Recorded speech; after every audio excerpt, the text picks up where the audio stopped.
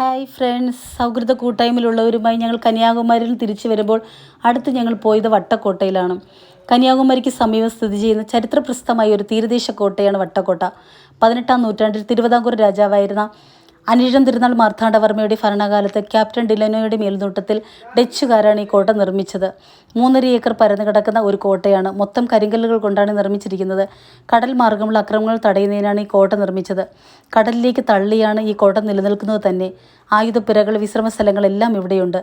ഇവിടെ ബംഗാൾ ഉൾക്കടലിലും പശ്ചിമഘട്ട മലനിരകളും ദൃശ്യമാകുന്ന മനോഹരമായ കാഴ്ചകൾ ഇവിടെ നമുക്ക് കാണാൻ പറ്റും. കന്യാകുമാരിയിലെ പ്രധാന വിനോദസഞ്ചാര കേന്ദ്രമാണ്. ഇവിടെ സ്കൂളിൽ നിന്ന് ധാരാളം കുട്ടികളെ കൊണ്ടുവരാറുണ്ട്. ഞങ്ങൾ പോയപ്പോൾ സ്കൂൾ കുട്ടികൾ നിറച്ചുണ്ടായിരുന്നു. അതിൻ്റെ മുകളിൽ നിന്ന് താഴെ കടലാണ്.